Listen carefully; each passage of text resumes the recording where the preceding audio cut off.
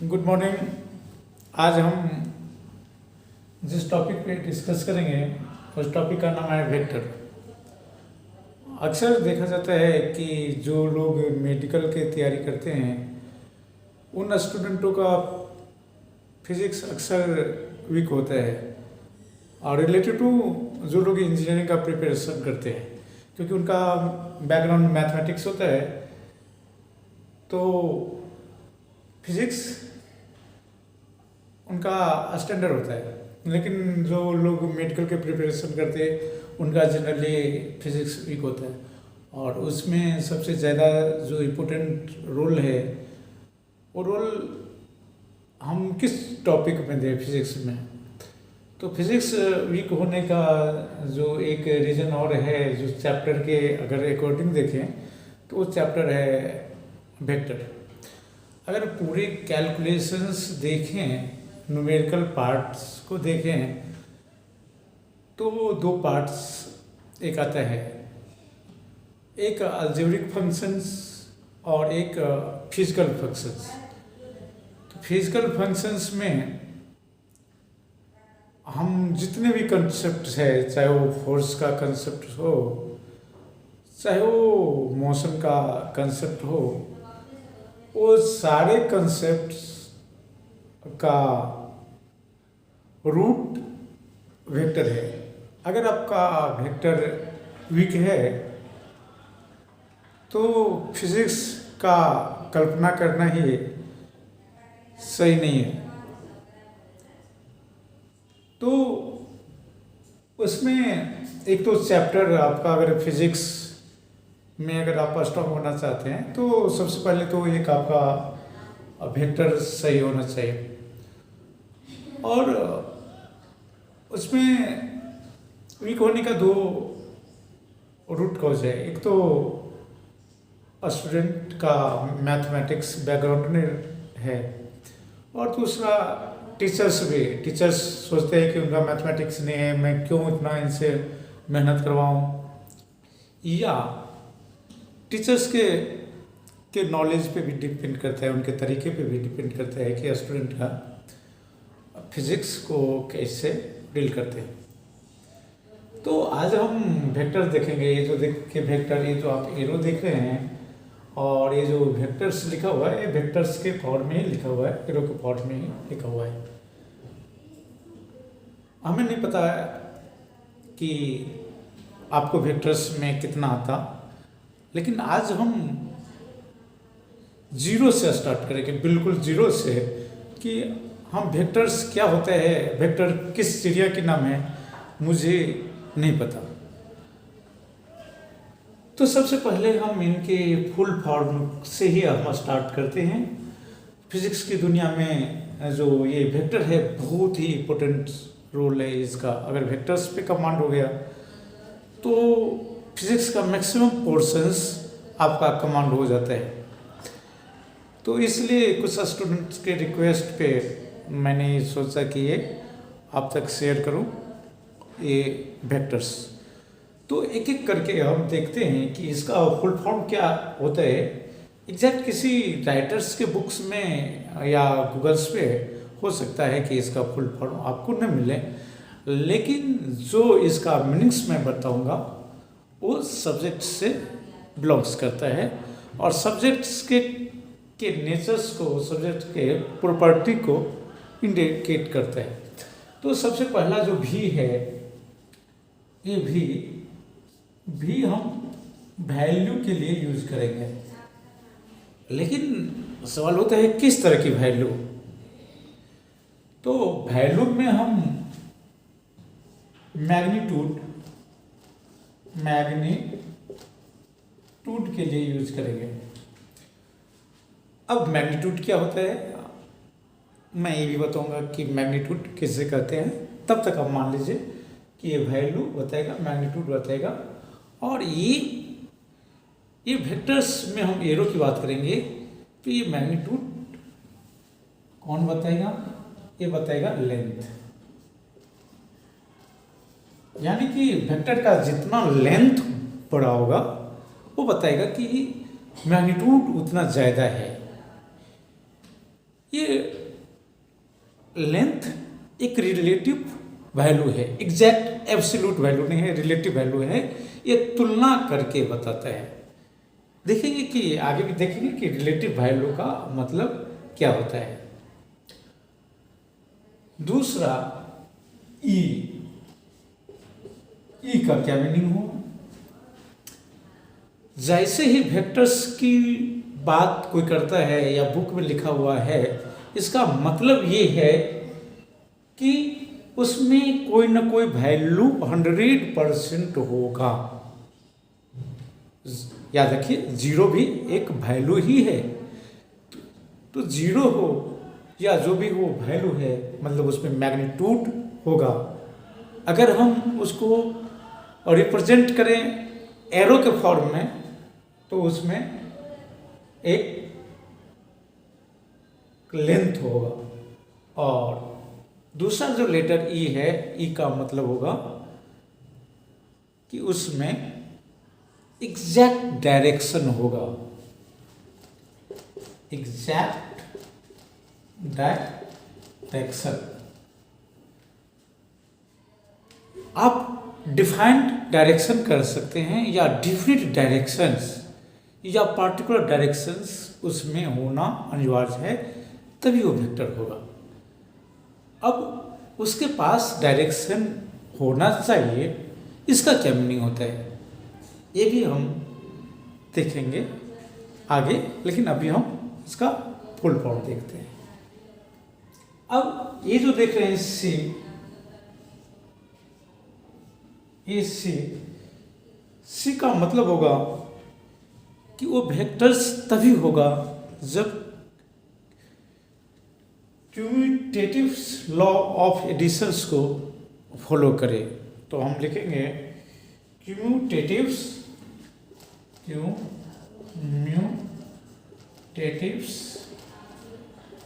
Law of addition.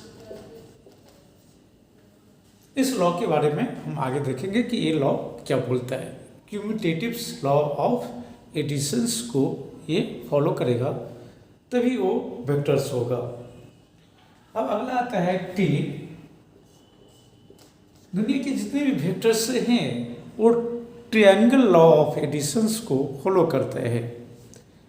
अब ये भी एक नया टर्म है, इसको भी हम आगे देखेंगे कि ये ट्रायंगल लॉ ऑफ एडिशन क्या होता है। तो T4 triangle law of addition.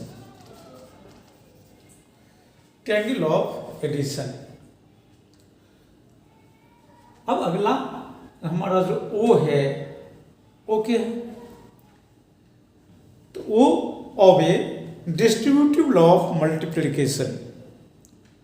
अब ये भी एक नया टर्म है। डिस्ट्रीब्यूटिव लॉ ऑफ मल्टीप्लिकेशंस को ये फॉलो करेगा, उसके सिद्धांतों को या सिद्धांतों का पालन करेगा, अवय पालन करना। तो ये जो वो है,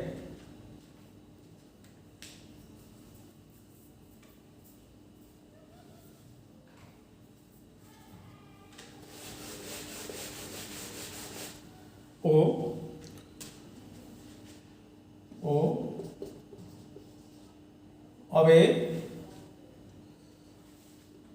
always distribution law of multiplication, always distribution law of multiplications।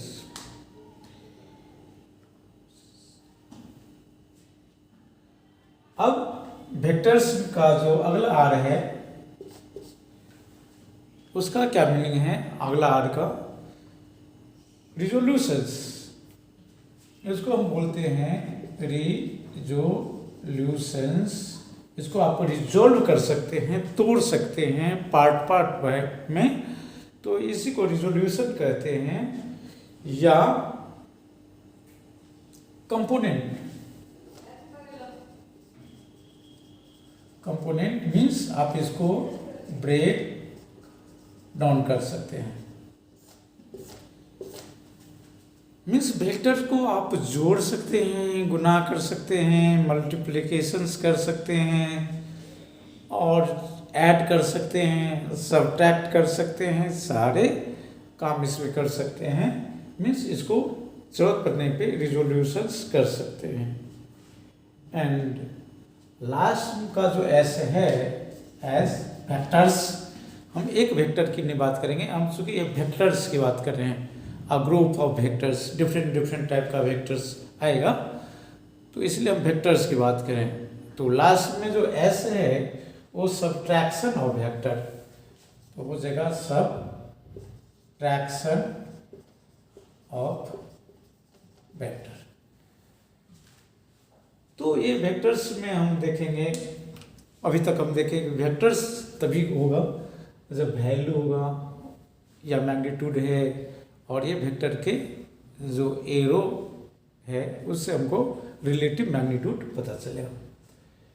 Vectors में एग्जैक्ट डायरेक्शंस होगा, कम्यूटेटिव लॉ ऑफ एडिशंस को फॉलो करेगा, ट्रायंगल लॉ ऑफ एडिशंस को फॉलो करेगा, away distribution law of multiplication को फॉलो करेगा, उसके बाद में सबट्रैक्शन ऑफ वेक्टर्स को फॉलो करेगा। तो ये सारे प्रॉपर्टी, तो हम वेक्टर्स को स्टार्ट करने से पहले हम इनकी ओरिजिन पे जाते हैं। वेक्टर्स को समझने से पहले आपको फिजिकल क्वांटिटी समझना पड़ेगा कि ये फिजिकल क्वांटिटी क्या है। तो नाम से ही क्लियर है कि ये दो वर्ड से मिलकर बना हुआ है, एक फिजिकल और दूसरा क्वांटिटी। ये फिजिकल एडजेक्टिव है, फिजिक्स से बना है, फिजिक्स से बना है फिजिकल। अगर फिजिक्स का डेफिनेशन पे जाएं तो फिजिक्स फ्यूसिस टर्म से बना है, फ्यूसिस ग्रीक वर्ड जिसका मतलब होता है नेचुरल और नेचुरल फिनोमेना। तो फिजिक्स का मतलब हुआ ऐसा चीज जो नेचर में एग्जिस्ट करता हो और जिसका रिलेशंस नेचर से हो, मीन्स नेचुरल। और क्वांटिटी का मतलब विच कैन बी मेजर्ड, जिसको हम मेजर कर सके, मीन्स नाप सके, तोल सके। तो नेचुरल का मतलब क्या, जिसका कोई एग्जिस्टेंस हो, रियल एग्जिस्टेंस हो, इमेजिनरी नहीं हो, रियल एग्जिस्टेंस हो, जो स्पेस में जिसकी मौजूदगी हो, उसका शेप हो, साइज हो, आकार हो, वॉल्यूम हो, मास हो। तो ये सब सारे प्रॉपर्टी अगर है तभी वो फिजिकल कर रहेगा, means belongs to physics, means nature.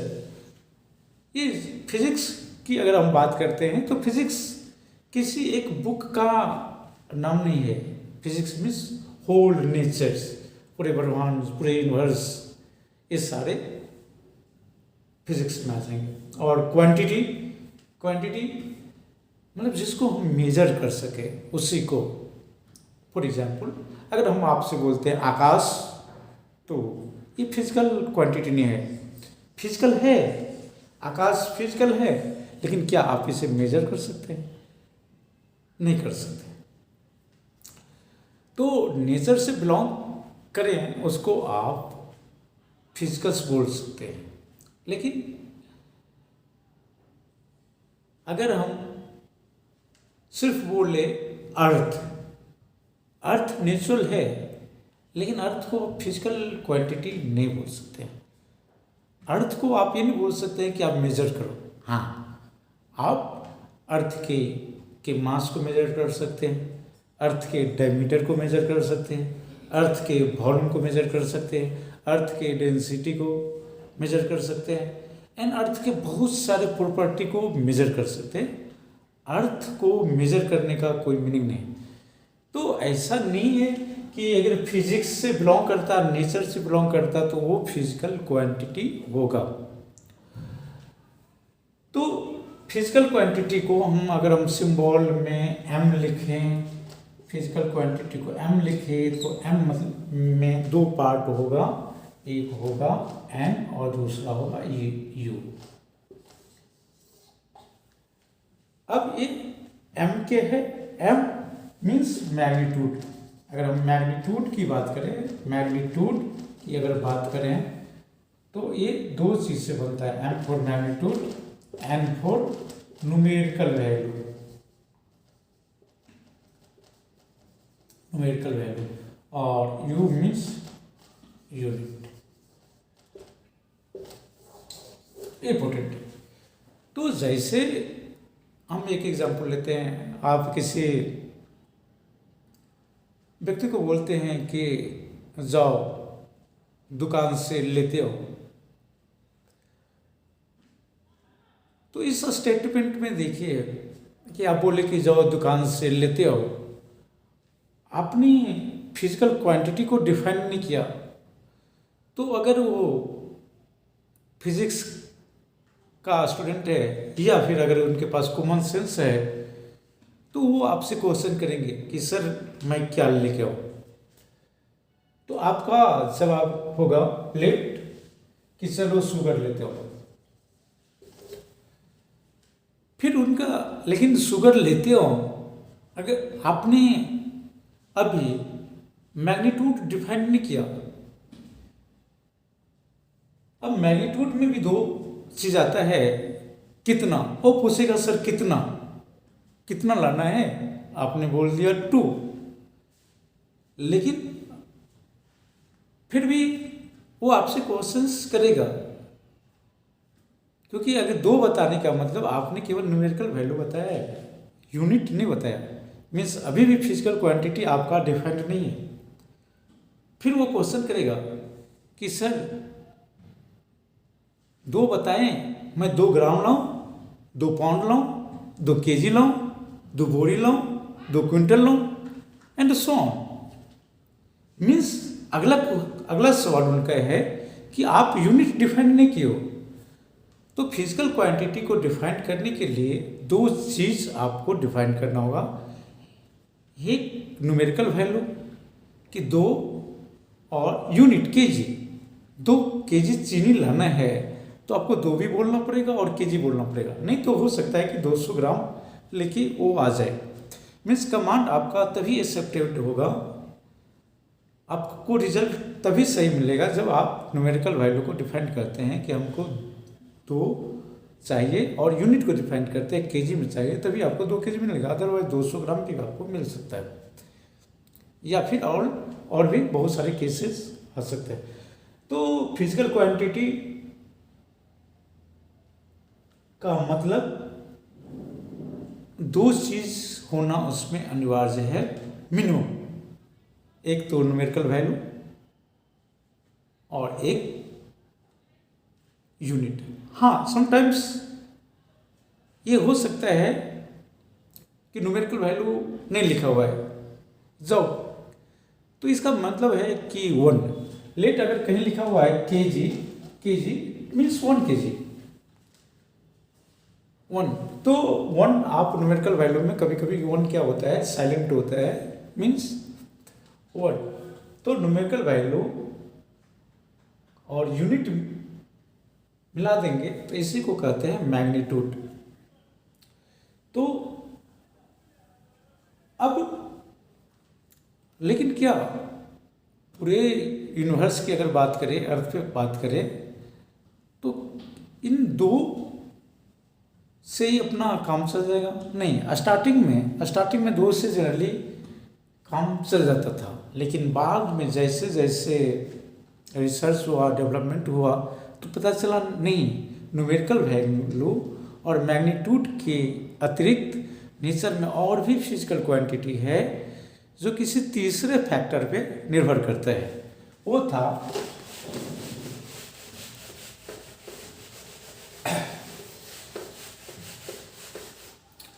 था डायरेक्शन। तो देखें डायरेक्शन।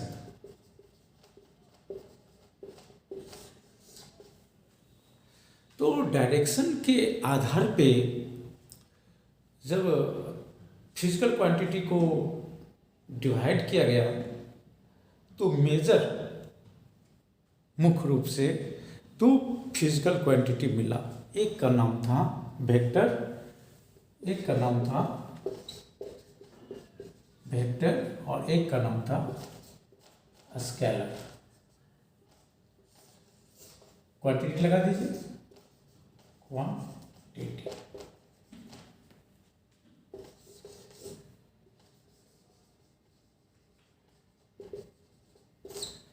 तो फिजिकल क्वांटिटी को on the basis of directions के आधार पर दो कैटेगरी में डिवाइड कर दिए।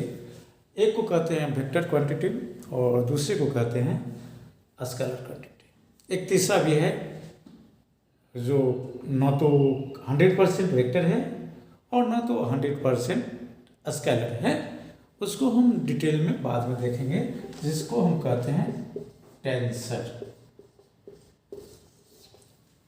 लेकिन हम अभी पहले वेक्टर को समझेंगे, स्केलर को समझेंगे और टेंसर को हम बाद में देखते हैं। न तो 100% स्केलर कहलाएगा न वेक्टर कहलाएगा। समटाइम्स वो स्केलर की तरह बिहेव करेगा, समटाइम्स वो वेक्टर की तरह बिहेव करेगा, वो कंडीशंस पे डिपेंड करेगा। तो हम टेंसर की अभी बात नहीं करते हैं।